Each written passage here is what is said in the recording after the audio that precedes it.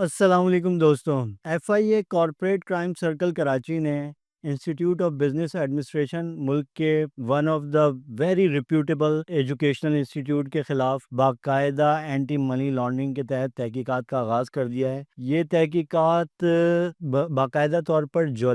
اس سال جولائی میں شروع کی گئی تھیں، لیکن آئی بی اے کی جانب سے جو ہی ان تحقیقات کا آغاز کیا گیا، سندھ ہائی کورٹ میں ایک پٹیشن دائر کی گئی جس کے اندر حیدر وحید ایڈوکیٹ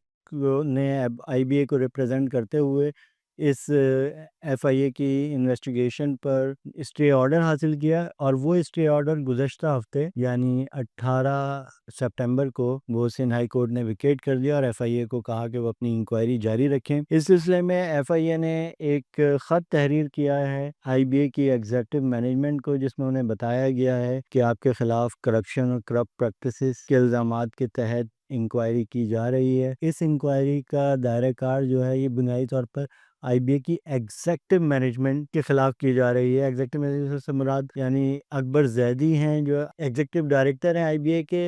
اکبر زیدی صاحب جو کہ بہت بڑے، جنہیں ویل ریکگنائز جو ہیں دنیا میں، انہیں اکانومسٹ بھی مانا جاتا ہے، اور وہ جنوری 2020 میں جو ہے آئی بی اے کے ایگزیکٹو ڈائریکٹر کے عہدے پر انہیں لگایا گیا تھا، اور اس کے بعد 2024 میں انہیں ایک بار پھر 4 سال کے لیے ایکسٹینشن دی گئی، تو وہ اب 2027 کے اینڈ تک آئی بی اے کے ایگزیکٹو ڈائریکٹر ہیں۔ اور جو ایف آئی اے نے جو تحقیقات کر رہی ہے اینٹی منی لانڈرنگ کی، اس میں جو ایف آئی اے نے آئی بی اے کی مینجمنٹ سے اور ڈائریکٹر فائنانس سے جو کاغذات طلب کیے ہیں، وہ جو ریکارڈ طلب کیا ہے، وہ بنیادی طور پر جنوری 2020 سے لے کر اور آج تک کا ہے، یعنی سپٹمبر 2025 تک کا۔ تو یہ تحقیقات یہ واضح ہے کہ یہ اکبر زیدی جو اس وقت ایگزیکٹو ڈائریکٹر ہیں، ان کے دور میں کرپشن اور کرپٹ پریکٹسز کے معاملے پر کی جا رہی ہیں۔ اور اس میں جو ایف آئی اے نے ریکارڈ طلب کیا ہے، میں اس کی تفصیل آپ کو بتاتا چلوں تو آپ کو پتہ لگے گا کہ اس میں پبلک انسٹیٹیوشنل فنڈز میں خردبرد کے الزام میں یہ تحقیقات کی جا رہی ہیں، جس میں وفاقی اور صوبائی ہائر ایجوکیشن کمیشن سے ملنے والی ڈونیشنز، انڈومنٹس، جس میں آئی بی اے ٹرسٹ کو ملنے والے جو عطیات ہیں، اور I B A friends of I B A جو اس کا ایک ذیلی ادارہ ہے، اس کو ملنے والے عطیات پر بھی کی جا رہی ہے، جبکہ انفراسٹرکچر کانٹریکٹس یعنی جو بھی بلڈنگ اور سول کانٹریکٹس دیے گئے اور پروکیورمنٹ کی گئی مختلف، اس میں یہ الزام لگایا گیا ہے کہ انفراسٹرکچر کانٹریکٹس اور پروکیورمنٹس میں منتخب اور من پسند ٹھیکیداروں اور وینڈرز کو دیا گیا مبینہ طور پر اس عمل سے حاصل شدہ ناجائز رقم کو اندرون ملک اور بیرون ملک منقولہ اور غیر منقولہ جائیدادیں میں تبدیل کیا گیا، یعنی اس رقم کے ذریعے بیرون ملک اور پاکستان میں جائیدادیں بنائی گئی، جس میں ایگزیکٹو بینیفیشریز نے فائدہ اٹھایا۔ اور یہ سب کارروائیاں اس خط کے مطابق اینٹی منی لانڈرنگ ایکٹ 2010 کے تحت انکوائری کی جا رہی ہے۔ اس کے علاوہ جو ہے اس میں جو ریکارڈ مانگا گیا ہے ایف آئی اے سے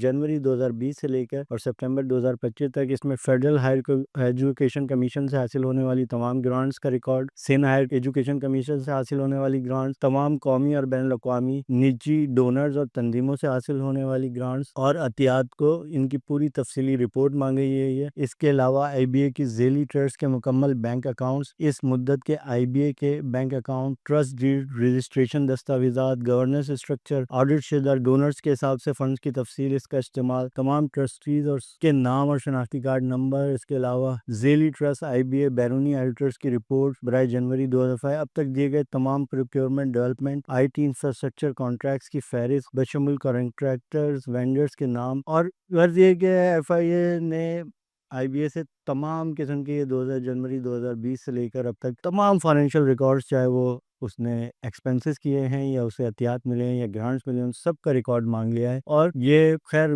ایف آئی اے کی جانب سے یا نیب کی جانب سے وفاقی یا صوبائی جو تعلیمی ادارے ہیں ان کی خلاف تحقیقات کی جاتی رہتی ہیں، لیکن یہ اپنی نوعیت کی ایک منفرد انکوائری ہے جس کا دائرہ کار جو ہے مطلب بہت وسیع رکھا گیا ہے، یعنی کوئی اسپیسیفک اس میں کوئی چیز نہیں دکھائی گئی ہے۔ ایسا لگتا ہے کہ تمام تفصیلات مانگی گئی ہیں ایف آئی اے، یعنی جنوری 2020 سے لے کے جو بھی آمدن کسی بھی مد میں آئی بی اے کو ہی اور اس نے اخراجات کسی بھی مد میں کیے، وہ ساری تفصیلات آئی بی اے کو دینی پڑیں گی۔ اس حوالے سے جو آئی بی اے کے ایگزیکٹو ڈائریکٹر ہیں اکبر زیدی، ان کا موقف شائع ہوا ہے دی نیوز میں، آج کے اخبار میں، جو کہ بڑا دلچسپ ہے۔ اس میں انہوں نے ایک طرف کہا ہے کہ آئی بی اے جو ہے اپنے تمام مالی معاملات انتہائی شفاف ہیں، اور وہ انٹرنل اور بیرونی آڈٹ کے ذریعے یہ تمام چیزیں ہمیشہ وہ آئی بی اپنے حسابات کو کلیئر رکھتا ہے، شفاف رکھتا ہے۔ لیکن انہوں نے ایک جملہ کہا جو کہ بڑا ہی انٹرسٹنگ ہے، جس میں انہوں نے کہا کہ ہمیں اندازہ نہیں ہے کہ اس کے پیچھے کون ہے۔ تو